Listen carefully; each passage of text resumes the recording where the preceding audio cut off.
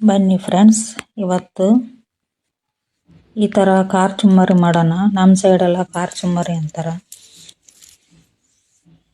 ಮತ್ತು ಮಂಡಾಳ ಖಾರ ಅಂತಾರೆ, ಚೋಡ ಅಂತಾರೆ. ಸಾಯಂಕಾಲ ತಿನ್ನೋದಕ್ಕೆ ತುಂಬ ಚೆನ್ನಾಗಿರುತ್ತೆ. ಒಂದು 4 ಬೆಳ್ಳುಳ್ಳಿ ತಗೊಂಡು ಸ್ವಲ್ಪನೇ ಜಜ್ಕೊಳ್ಳೋಣ, ಫುಲ್ ಬೇಡ.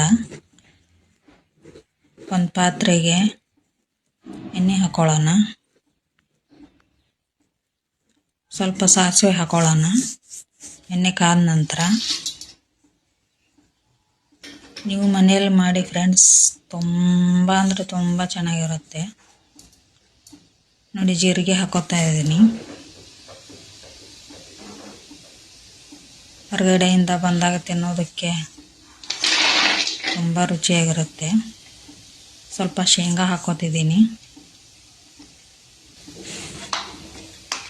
ಕೆಂಪಗಾಗೋವರೆಗೂ ಹುರಿಬೇಕು, ಅಂದ್ರೆ ಶೇಂಗಾ ಕೈಯಲ್ಲಿ ಸ್ವಲ್ಪ ಹಗುರವಾಗಿ ಬರ್ತಾವೆ, ಅಲ್ಲಿವರೆಗೂ ಹುರ್ಕೋಬೇಕು. ಇಟ್ಕೊಂಡಿರೋಂಥ ಬೆಳ್ಳುಳ್ಳಿ ಹಾಕ್ಕೊಳ್ಳೋಣ. ಅವು ಲೈಟಾಗಿ ಕೆಂಪಾದರೆ ಸಾಕು, ಈ ಕರ್ರಿಗೆ ಬೀಸ್ಕೊಳ್ಳೋದು ಬೇಡ. ನೋಡಿ, ಸ್ವಲ್ಪ ಪುಟಾಣಿ ಹಾಕ್ಕೊಳ್ಳೋಣ. ಅವು ಸ್ವಲ್ಪ ಎಣ್ಣೆಯಲ್ಲಿ ಬೆಂದರೆ ಸಾಕು.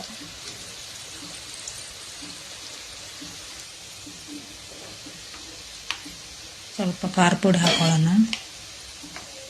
ನಮಗೆ ಎಷ್ಟು ಖಾರ ಬೇಕು ಅಷ್ಟು ನೋಡಿಕೊಂಡು ಖಾರ ಹಾಕ್ಕೊಳ್ಳೋಣ.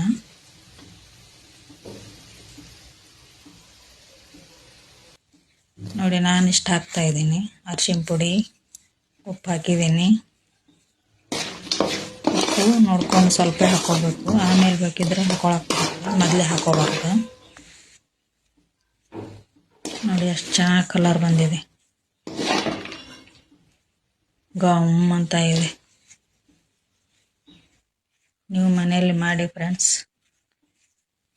ನೋಡಿ, ಇವಾಗ ಅದಕ್ಕೆ ಚುಮ್ಮರಿ ಹಾಕೋತಾ ಇದ್ದೀನಿ. ಅದಕ್ಕೆ ಎಷ್ಟು ಹಿಡಿಸುತ್ತೆ ನೋಡಿಕೊಂಡು ಅಷ್ಟು ಮಂಡಾಳ ಹಾಕೋಬೇಕು.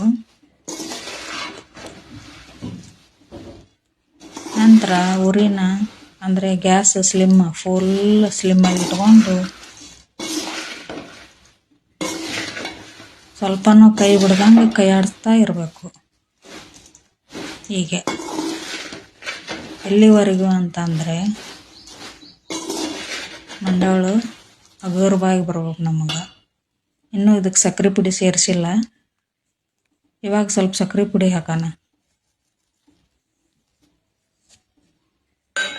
ಸಕ್ಕರೆ ಪುಡಿ ಹಾಕಿ ಚೆನ್ನಾಗಿ ಕಲಸೋಣ. ಕಲರನ್ನು ಚೆನ್ನಾಗಿ ಬರುತ್ತೆ, ಟೇಸ್ಟೂ ಮಸ್ತಾಗಿರುತ್ತೆ. ನೋಡಿ, ಕೈ ಬಿಡಲಾರ್ದಂಗೆ, ತಳ ಹಿಡಿಲಾರ್ದಂಗೆ ಸ್ಲಿಮ್ಮಲ್ಲಿ ಇಟ್ಕೊಂಡು ಕೈ ಆಡಿಸ್ತಾ ಇರಬೇಕು. ಅಷ್ಟಿದ್ರೆ ಸಾಕು. ಸಕ್ಕರೆ ಪುಡಿ ಆಮೇಲೆ ಹಾಕಬೇಕಪ್ಪ ಅಂತಂದ್ರೆ ಮೊದಲೇ ಕುದಿ ಎಣ್ಣೆಯಲ್ಲಿ ಹಾಕಿದ್ರೆ ಗಟ್ಟಿ ಆಗಿಬಿಡುತ್ತೆ. ಉಪ್ಪು ಸಕ್ಕರೆ ಸೇರಿ ಅದಕ್ಕೆ ನಂತರ ಹಾಕ್ಕೊಂಡು ಹಿಂಗೆ ಆಡಿಸ್ಕೋಬೇಕು ಚೆನ್ನಾಗಿ. ನೋಡಿ, ಎಷ್ಟು ಕಲರ್ಫುಲ್ಲಾಗಿ ಮುರುಮುರ ಅಂತಾವೆ. ನಿಮಗೆ ಗೊತ್ತಾಗಲಿಕ್ಕಪ್ಪ ಅಂತಂದ್ರೆ ಒಂದು ಮಂಡಾಳು ಸ್ವಲ್ಪ ಹಿಂಗೆ ಕ್ರಷ್ ಮಾಡಿದ್ರೆ ಪುಡಿ ಪುಡಿ ಆಗಬೇಕು, ಅಲ್ಲಿವರೆಗೂ ಹುರ್ಕೊಳ್ಳಿ.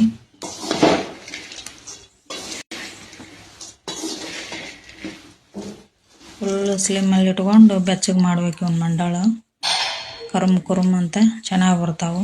ನೀವು ಮನೇಲಿ ಮಾಡ್ಕೊಳ್ಳಿ, ತಿನ್ನಿ. ನೋಡಿ, ಅಲಂಕಾರಕ್ಕೆ ಹಿಂಗೆಲ್ಲ ಮಾಡಬೇಕು.